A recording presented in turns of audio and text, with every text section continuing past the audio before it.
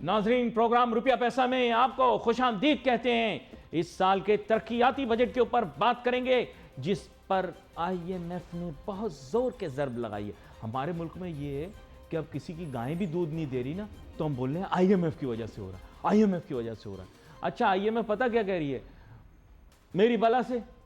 देखिए, IMF basically क्या है? कर्जा देने वाली। हमारे मुल्क के अंदर सबसे ज्यादा बुरा शख्स कौन होता है? जो आपको कर्जा दे दे। आपका अपना रिश्तेदार आपको कर्जा दे दे, वापस मांगे, यकीन करें आप कहेंगे दुनिया का बदतरीन आदमी है। हम लोग पैसे पकड़ लेते हैं, वापस देने की हमारी कोई नियत नहीं होती। नहीं, पूरे मीडिया के ऊपर एक सच्चा आदमी है। सॉरी, ला इलाहा इल्लल्लाह मुहम्मद रसूल अल्लाह। साथ भाई दुरूद शरीफ पढ़ ले। अब बात यह है कि मैं आपको जो बात बता रहा हूं, यह मैं आपको बड़े वसूख से बता रहा हूं। पूरे पाक मैं जब भी देता हूं ना, कर्जे हंसना देता हूं, क्योंकि मुझे पता है इस कौम के अंदर अगर आपने किसी को पैसे दे दिए, वापस नहीं मिलेंगे, वापस नहीं मिलेंगे। अगर मिल जाएं तो यार आपकी किस्मत। वो देखो यूसुफ सर हिला रहा है, आधा बैलेंस इसका लोगों से पैसे मांगने में निकल जाता है। यार मेरे पैसे दे दे, मेरे पैसे दे दे। आपको पता है हमारे जो टेलीफोन हैं, इनके बिलों के दो हिस्से हैं। एक वो जो हम दोशीज़ाओं और लड़कियों से बात करने में ज़ाया करते हैं, और आधा बिल इसमें लग जाता है, यार मेरे पैसे दे दे, यार मेरे पैसे दे दे। बस यकीन करें, पूरी कौम ने या तो कर्ज पकड़ा हुआ है या कर्ज दिया हुआ है। पूरा दिन यही चलता रहता है। भाईजान, IMF को कहां बख्शोगे? आप लोग तो अपनों को नहीं बख्शते। यहां गाय दूध नहीं देती तो लोग बोलते हैं IMF की साजिश है। यार छोड़ दो यार।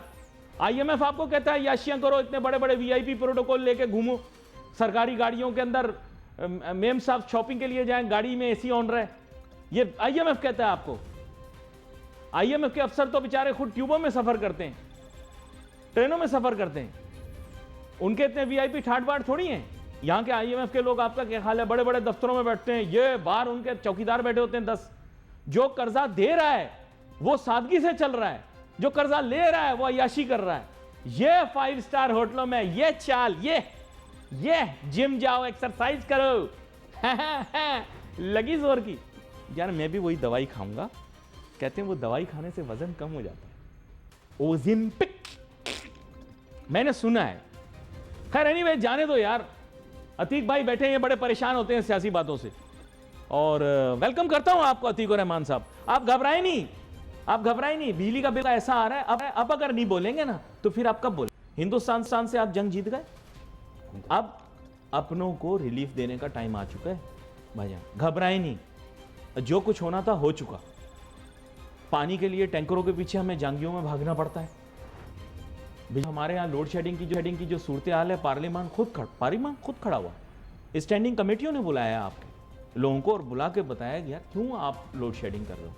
सर जब वो शोर कर रहे हैं, बेबसी का इजहार कर रहे हैं, तो अब हमें खामोश नहीं रहना, अब हमें बोलना है। हम किसी के खिलाफ बोल रहे होते तो एक और बात होती। आज तो पार्लियामेंट खुद बोल रहा है कि यार हम बेबस हैं। स्टैंडिंग कमेटियों से लोगों को बाहर निकाला जा रहा है, बोले यार आपने लोड शेडिंग का कहा था, आपने वादा पूरा नहीं किया। गैस आती नहीं, यकीन करें 9 बजे के बाद। कराची वाले तो वैसे भी 12 बजे खाना खाते हैं। गैस आती नहीं है, यकीन करें रोटी बनाने के लिए गैस ही नहीं होती। अब इस सूरत हाल के अंदर भी अगर हम खामोश रहेंगे तो हम बोलें कुछ ना, बुरा ना मानो। जी अतीक रहमान साहब, तरक्याती बजट मुल्क का, उस पर ज़र्ब लगा दी। इसके ऊपर IMF को ब्लेम कर दें। गैस लोड शेडिंग हो रही, इसको IMF पे ब्लेम कर दें। बिजली की लोड शेडिंग हो रही, ये IMF पे ब्लेम कर दें। पानी हमारा महंगा हो गया, वाटर बोर्ड के जो सप्लाई सिस्टम है वो सही नहीं चल रहा, पाइपलाइन फट गई, यूनिवर्सिटी रोड पे पानी खड़ा हो गया, IMF जिम्मेदार है। अच्छा, और किस किस चीज़ के लिए IMF जिम्मेदार है सर, मुझे बता दें माजरत के साथ। आप बड़ा लंबा पर्चा लिख के लाएं। नहीं, प्रोग्राम्स इतने हो रहे हैं कि मुझे समझ नहीं आ रही कि मैं कहाँ पर क्या बात करूँ। तो मैं हमेशा कोशिश यही कर रहा हूँ कि हर प्रोग्राम में एक डिफरेंट बात करूँ। अच्छा, डिफरेंट बात करने के लिए आपने बहुत अच्छी तमीज़ बांधी इस वक्त, और आप बात कर रहे थे। मुझे एक बात जो बड़ा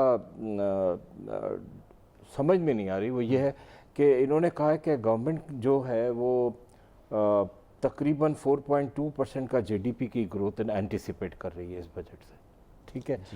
और वो सपोर्टेड बाई है एग्रीकल्चर आउटपुट से 4.4% का, ठीक है। एग्रीकल्चर आउटपुट की सूरत हाल ये है कि सर इसकी ग्रोथ तो बिल्कुल रुक गई है और ये डिक्लाइनिंग पर है। और मेरे पास एक फ़िगर है 6.25% की जो ग्रोथ थी वो इस वक्त 0.56% पे है। तो ये कैसे सपोर्ट करेगी इस जीडीपी की ग्रोथ को लेने के लिए? इसके बाद बात हो रही थी इंडस्ट्री की ग्रोथ की, वो सपोर्ट करेगी 4.3% से। तो इंडस्ट्री का तो बड़ा बुरा हाल है। आप पेट्रोलियम के प्राइसेस बढ़ाते रहते हैं, बिजली का वही ह्यूज टैरिफ चल रहा है और समझ में नहीं आ रहा कि इंडस्ट्री में ग्रोथ कैसे आएगी। प्रोडक्शन की कॉस्ट पड़ी हुई है। हर 2 महीने के बाद हम मॉनेटरी पॉलिसी ले आते हैं, हर 15 दिन में पेट्रोलियम के प्राइसेस चेंज कर देते हैं। तो ये सारी सूरत हाल में इंडस्ट्री काफ़ी प्रॉब्लम में है और इंपोर्ट बढ़ता चला जा रहा है। 16% की सर्ज हुई है इंपोर्ट में लास्ट मंथ और आपकी एक्सपोर्ट 7.7% से घट भी गई है। तो अब जिस सूरत हाल में आप देखें कि इंडस्ट्री कितनी प्रॉब्लम है, वो तो नहीं कोई सपोर्ट कर सकती, उसके तो अपने प्रॉब्लम है। क्योंकि मैं हमेशा यही बात कह रहा हूँ कि बिज़नेस और इन्वेस्टमेंट्स को बड़े चैलेंजिंग टाइम आ गए। इसके बाद एक फ़िगर और ले लेते हैं और वो फिगर ये है कि आपका जो सर्विसेज सेक्टर है उसकी कह रहे हैं कि 4% की जो ग्रोथ होगी वो जीडीपी में सपोर्ट करेगी। सर्विसेज सेक्टर में जो हमारे 69% की यूथ बल्ज है, उसने आपको इस मुश्किल से निकाल दिया कि उसने आपको नहीं कहा कि आप उसकी एम्प्लॉयमेंट की फिक्र करें। उसने खुद फ्रीलांस होकर अपनी एम्प्लॉयमेंट का इंतज़ाम किया हुआ है और गवर्नमेंट को सपोर्ट भी कर रही है। लेकिन ये तो इकनॉमी को सपोर्ट कर रहे हैं, लेकिन दूसरी तरफ मैं पूछना चाहूँगा कि इकनॉमी ने इनको क्या सपोर्ट किया, इनको क्या कंसेशंस दिए हैं, क्या डिस्काउंट दिए हैं, क्या रिलीफ दिए हैं। उसमें सबसे फंसा हुआ सैलरीड क्लास, जो जिसकी फिगर मुझे अभी मिली, एक छोटी सी किसी ने बताया कि तकरीबन 56% का इंक्रीज़ हुआ है इसके टैक्सेस में और 391 बिलियन रुपीस की कंट्रीब्यूशन की सिर्फ 9 महीने में। और सर बात यह है कि 480% का जो इंक्रीज़ है उनका इनकम टैक्स में, विच इज़ आप समझ सकते हैं ये कौन सा फिगर है जो मैं बोल रहा हूँ। मुझे खुद समझ नहीं आ रहा मैं कौन से फिगर्स मुझे दिए गए जिस पे मैं बात कर रहा हूँ। तो आप देखें सैलरीड क्लास को ना रिलीफ मिल रहा है, ना आपकी यूथ को रिलीफ मिल रहा है। ये सारे लोग सर्विसेज सेक्टर के ही कहलाते हैं और ये सर्विसेज सेक्टर, आपका आईटी सबसे बड़ा सर्विसेज सेक्टर है। ठीक है, उस पर ग्रोथ हो रही है, लेकिन वो वाली ग्रोथ हम, वो मोमेंटम नहीं हम हासिल कर पा रहे जिसको हम कहते हैं कि हमें आईटी की ग्रोथ से हासिल करना है, डिजिटलाइजेशन पे जाना है। एनीवे वो बात दूसरी तरफ जाती है। बात सारी यही है नहीं, कि जो बात समझ में नहीं आ रही है अली, वो यही है कि जो 4.2% का जीडीपी का ग्रोथ एंटिसिपेट किया जा रहा है, supported by industries and agriculture and services sector. मैंने क्लैरिफाई कर दिया कि ये सारे सेक्टर्स की डिटेल्स मैंने आपको दे दी। और साथ साथ जो एक और बात है वो ये कि इन्फ्लेशन का एक फिगर दिया गया कि 7.5% पे इन्फ्लेशन आ जाएगा जी। इन्फ्लेशन तो फील लाइक अलग है और फिगर्स के साथ एक अलग है।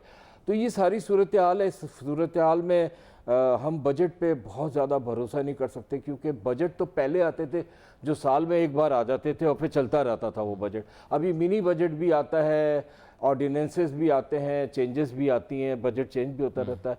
तो इतना ज़्यादा इस बजट पे डिपेंड करना या बजट के लिए बहुत सोचना, मैं समझता हूँ चेंजेस तो होती रहेंगी। ये सारे फिगर्स जब सामने आएंगे आई एम श्योर तो इस पर ज़रूर गौर व गौस किया जाएगा और ज़रूर चीज़ों को देखा जाएगा कि कहाँ पे इनको दुरुस्त किया जा सकता है और कहाँ पे एक आम आदमी को रिलीफ दिया जा सकता है। सच बड़ा अहम नुक्ता आपने पेश किया है। बात कुछ ऐसी है कि अतीकुर रहमान साहब, मैं भी जिस तरह आप कह रहे हैं कि दीगर प्रोग्रामों में जाते हैं, हर प्रोग्राम के अंदर नए मौजू पर डिस्कशन करते हैं, इसी तरह मैं भी कभी कभार बेचैन हो जाता हूँ कि रोज़ाना की बुनियादों पर किसी नए ही मकसद को पकड़ा जाए। जी जी।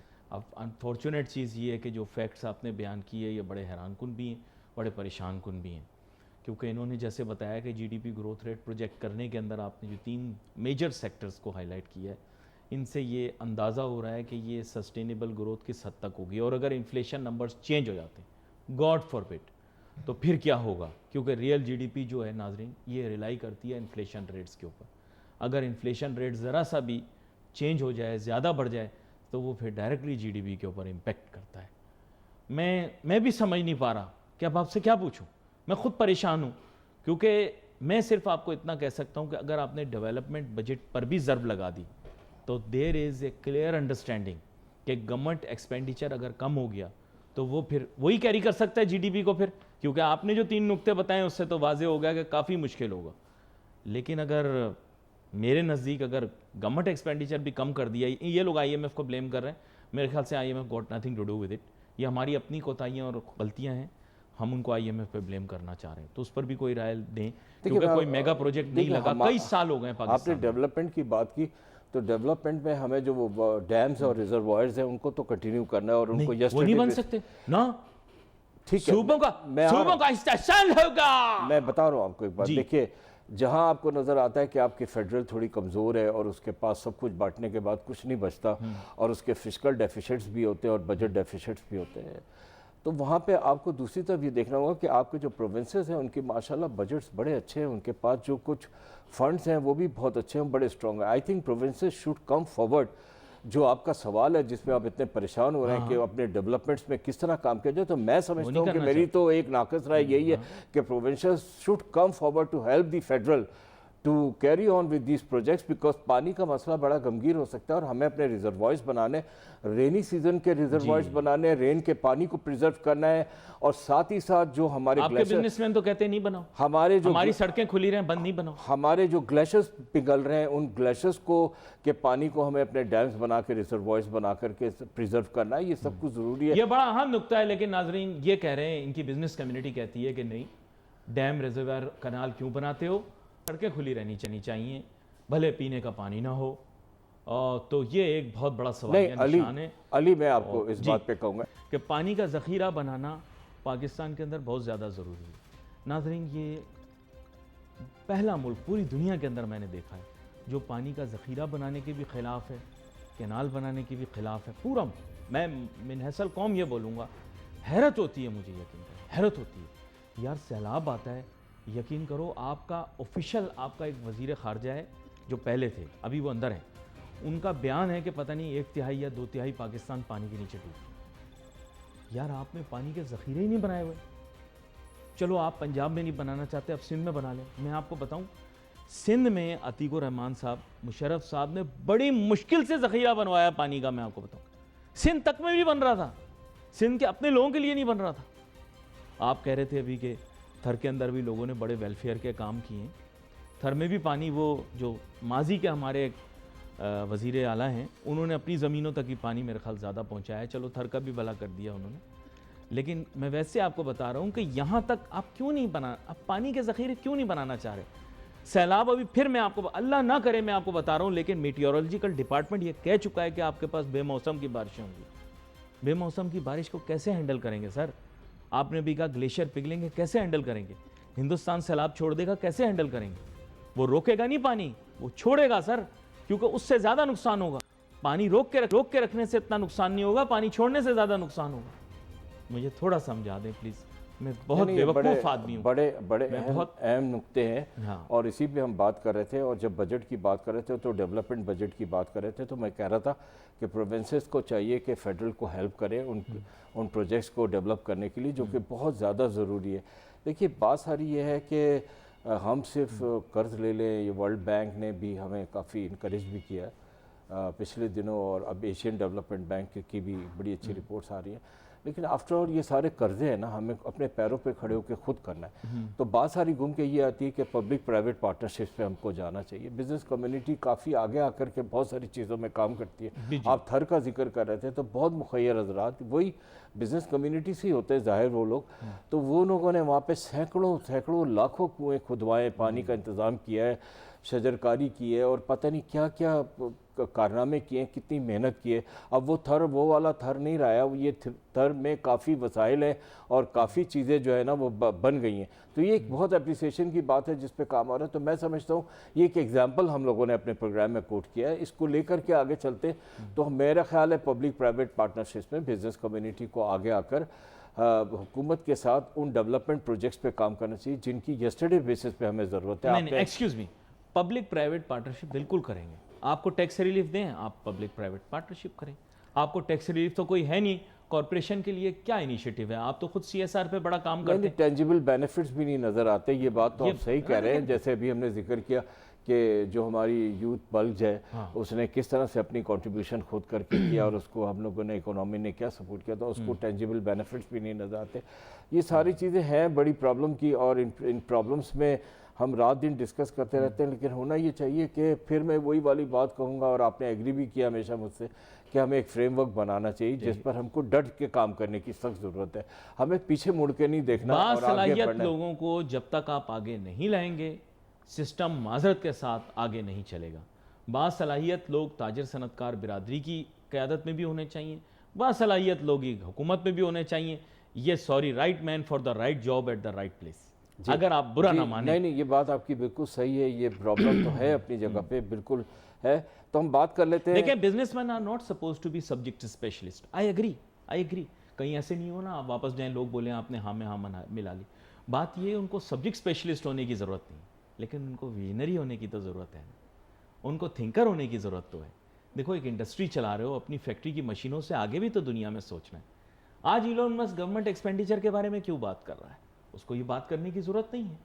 आज वो टैक्सेस के ऊपर क्यों बात कर रहा है? उसको करने की ज़रूरत नहीं, वो तो दुनिया का अमीर तरीन आदमी है। लेकिन वो क्यों कर रहा है? इस वजह से क्योंकि अपनी विजन को ब्रॉडन कर रहा है, क्योंकि आगे जाके उसको पता है उसके ओवरऑल बिजनेस को इम्पैक्ट करेगा। आपका बिजनेस में जिस दिन ये समझ गया ना, यकीन करें उस दिन वो आगे जाएगा। बुरा ना मानना। नहीं नहीं, बात ठीक है, इसी तरह है। और दूसरी बात ये कि थोड़ा सा एक प्रॉब्लम जो हमें नज़र आ रहा है कि टारगेट्स जो रेवेन्यू के हैं, मैं नहीं समझता कि वो पूरे हो सकेंगे, ये उन पे शॉर्टफॉल रहेगी। क्योंकि आप देखिए, अगर आप फैक्ट्स एंड फिगर्स पे जाएं तो आपका जो डायरेक्ट टैक्सेस है वो 3% लोग जो आपके टैक्स नेट पे हैं वही दे रहे होते हैं, और 95% आपका बजट जो है वो कवर कर रहे होते हैं। तो क्या 95% बजट आपका वही 3% लोग करेंगे? इनको कुछ ऐसा करना चाहिए कि ये सफोकेशन ख़त्म हो और लोग अट्रैक्ट हो और टैक्स नेट पे ज़्यादा से ज़्यादा आएँ, और ज़्यादा से ज़्यादा service and non service sector की, taxable and non taxable sector की, मैं लफ्ज़ इस्तेमाल कर रहा हूँ, taxable and non taxable sector की जो कंट्रीब्यूशन है वो बढ़े। और बात वही है कि कुछ जगहों पे रिलीफ भी देने की ज़रूरत है। मैंने हमेशा बात की थी और फिर दोबारा आपने मौका दिया तो कर देता हूँ कि इंपोर्ट सब्स्टिट्यूशन इंडस्ट्री पे हमको बहुत ज़्यादा काम करने की ज़रूरत है। इस पे टैक्स रिलीफ मिलना चाहिए। हमें अपने पोर्ट्स एंड हार्बर्स को डेवलप करने की सख्त ज़रूरत है। हमें अपने दूसरे इंफ्रास्ट्रक्चर के साथ अपनी हाईवेज़ को, अपने मोटरवेज़ को डेवलप करने की ज़रूरत है। ट्रांसपोर्टेशन एक बहुत बड़ा सप्लाई चेन का हिस्सा है। अगर ट्रांसपोर्टेशन इम्प्रूव नहीं होगी और इंफ्रास्ट्रक्चर इम्प्रूव नहीं होगा तो हम किसी तरह भी अपनी एक्सपोर्ट्स को, जिसमें हम ट्रेड डेफिसिट की बातें हमेशा करते हैं, और हम देखिए हमारा ट्रेड डेफिसिट दिन पर दिन बढ़ता जा रहा है। गुफ्तगू में हमने इंपोर्ट के फिगर और एक्सपोर्ट के फिगर भी ले लिए थे। ये गैप को हमें कम करने की ज़रूरत है। जिस तरह भी हमें कम से कम हर महीने अपनी एक्सपोर्ट को चेक करना चाहिए, कुछ भी नहीं तो 30% एक्सपोर्ट तो हमें हर महीने बढ़ाने के लिए काम चाहिए। लेकिन अगेन वही वाली प्रॉब्लम आती है कि आप पेट्रोलियम लेवी बढ़ाते चले जा रहे हैं, पेट्रोल के दाम महंगे हो रहे हैं, बिजली अपनी तरफ से महंगी है, और बहुत सारे और मसले हैं जिसकी वजह से एक्सपोर्टर को काफ़ी प्रॉब्लम है, और वो कंपटीशन में जाने में वो बात नहीं कर सकता जो चीज़ उसको अचीव करके गवर्नमेंट को दिखानी है। अब आज बात हो रही थी कि सामने आई एक न्यूज़ के $60 बिलियन हमको 2029 तक अचीव करना है। $60 बिलियन मिनिस्ट्री ऑफ कॉमर्स ने भी एडमिट किया कि अचीव करना बहुत मुश्किल हो गया। इतना मुश्किल क्यों हो रहा है? हमें अपने ट्रेड डेफिसिट्स को कम करने के लिए अपने एक्सपोर्ट्स को हर हालत में बढ़ाना पड़ेगा, इनको सर्च करना पड़ेगा। जो मुश्किलात रास्ते में आ रही हैं, जो हम देख रहे हैं, जो हमें इन प्रॉब्लम्स को ओवरकम करना पड़ेगा। ये बिजली वाले मसले को हल करना पड़ेगा, हमें ये पेट्रोलियम वाले मसले को हल करना पड़ेगा, ये जो इंफ्रास्ट्रक्चर के मसले हैं ये सब पे हमें काम करना पड़ेगा। अगर इस काम करने में प्रोविंसेस और फेडरल सारे मिलकर के काम करें और साथ में बिज़नेस कम्युनिटी भी साथ आए, जो कि आती है हमेशा, तो मैं समझता हूँ कि जो शॉर्ट कमिंग्स आ रही हैं ये रेवेन्यू की है, जिसकी वजह से कर्ज लेना पड़ता है, और कर्ज पाइलअप होकर के इस वक्त आप अली सुन के हैरान होंगे कि 300 बिलियन रुपए का आप पर कर्ज है, और इस कर्ज को कैसे उतारा जाएगा ये भी एक बहुत बड़े। अभी पिछले दिनों आप लोगों ने, हमने बहुत बड़े एक फिगर की डेट सर्विसिंग की, जिससे हमारे रिजर्व्स पे भी बहुत बड़ा असर पड़ा है। तो ये सारी चीज़ें हैं, घूम फिर कर वही बात आती है कि इन बातों को किस तरह से हमें करना है। मैं समझता हूँ कि एक फ्रेमवर्क बनना चाहिए, वो फ्रेमवर्क पे ऐसे काम करें, दोबारा बात वही कर रहा हूँ कि उस पर डटे रहें, पीछे मुड़ के नहीं देखना, और वो सब के सब मिलकर उसको, पूरी कौम को उस फ्रेमवर्क पे काम करना है। हर एक की कॉन्ट्रीब्यूशन सिग्निफाई होनी चाहिए, क्लासीफाई होनी चाहिए, और पता हो कि ये सेग्रीगेटेड जो रिक्वायरमेंट्स हैं हर आदमी की कॉन्ट्रीब्यूशन की, वो क्या है। ये बड़ा अहम नुक्ता है जो कि अतीक साहब ने उठाया है, और मैं हमेशा इस मुतालिक बात करता भी रहता हूँ। नाज़रीन, जो सबसे बड़ा इम्पेडिमेंट है ना, वो है लैक ऑफ विजन। विजन जब तक इंसान में नहीं होगा, और ये तरबियत से भी आता है, अगर आप आज़ादी सोच नहीं देंगे ना, तो आप यकीन करें आप बहुत पीछे रह जाएंगे। और ये तब आएगा जब माशरे में खेल, माशरे में आर्ट्स, माशरे में कल्चर की अहमियत बढ़ेगी। आप शायद हंस के मेरी बात उड़ा दें, लेकिन सबसे बड़ा मसला पाकिस्तान और पाकिस्तानियों का ये है कि ये आउट ऑफ द बॉक्स सोच ही नहीं सकते। ये किसी और मुल्क में भी जाते हैं ना, वहाँ पर भी जाकर ये यहाँ के न्यूज़ चैनल लगा के वो देखते रहते हैं पूरा दिन, और यहाँ के लीडरों के नारे लगाते रहते हैं। मैं आपको सच बता रहा हूँ, विजन ही कुछ नहीं। मैं इतने ममालिक में घूमा हूँ अतीक साहब, धिक्के मैंने बहुत खाए हैं दुनिया में, और दुनिया में जहाँ भी धिक्के खाए हैं मैंने कहा पाकिस्तानी पाकिस्तानियों में ही घुस रहे होते, ज़्यादा से ज़्यादा इंडियन, बंगाली, श्रीलंकन में घुसते हैं, अंग्रेज़ों से बात ही नहीं करते, किसी से दोस्ती ही नहीं करते यार। यकीन करें मैं हंसता हूँ, ये दूसरे ममालिक में जाते हैं, वहाँ के माशरे को, वहाँ के आर्ट्स को, वहाँ के कल्चर को, वहाँ के सिस्टम को अंडरस्टैंड ही नहीं करते।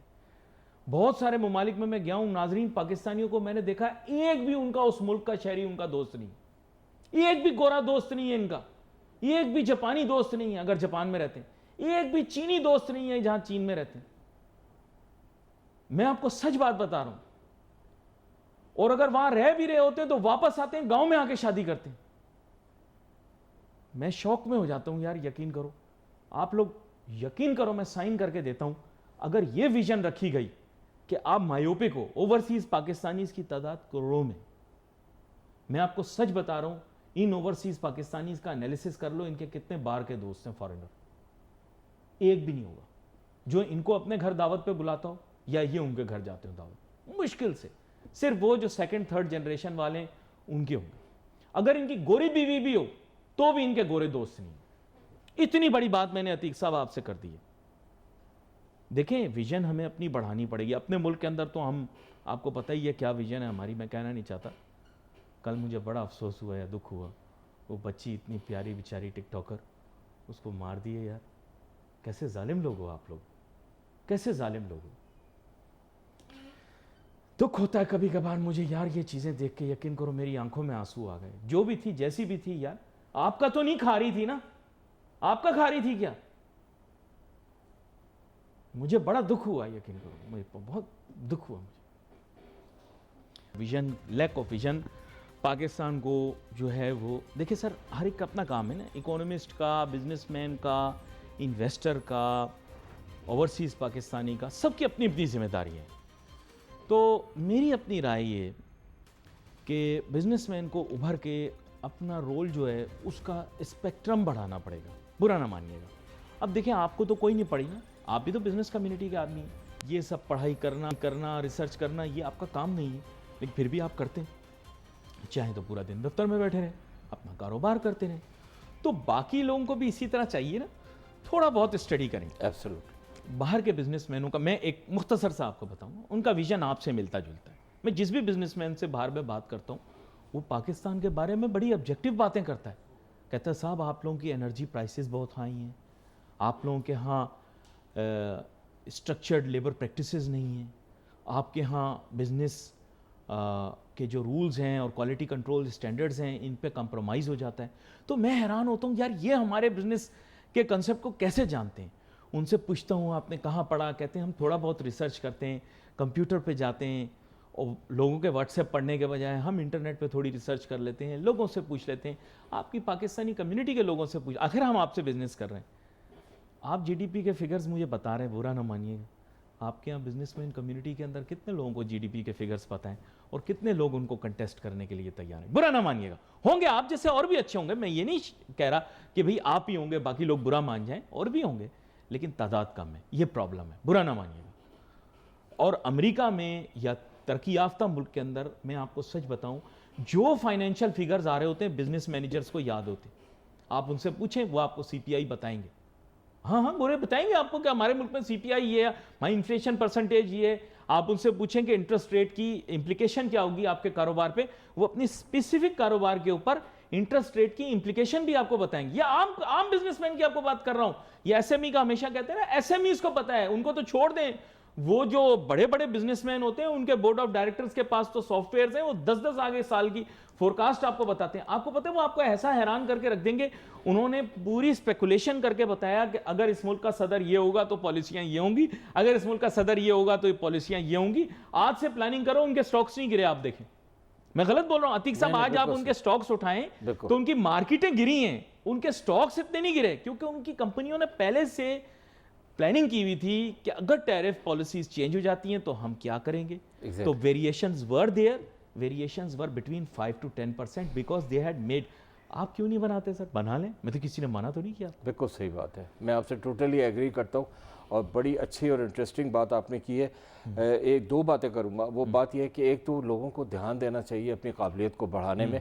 इसमें कुछ नहीं जाता, इसमें फ़ख्र ही होता है और इंसान कुछ सीखता है और आगे बात कर पाता है। हम भी थोड़ी बहुत बात करते हैं, ये सब कुछ बिल्कुल इसी तरह है कि बड़ी मेहनत करनी पड़ती है, इधर उधर से कलेक्शंस करने पड़ती है, बातें सुननी पड़ती है उन काबिल लोगों की जिनकी बातों को फिर आगे बढ़ाते हैं।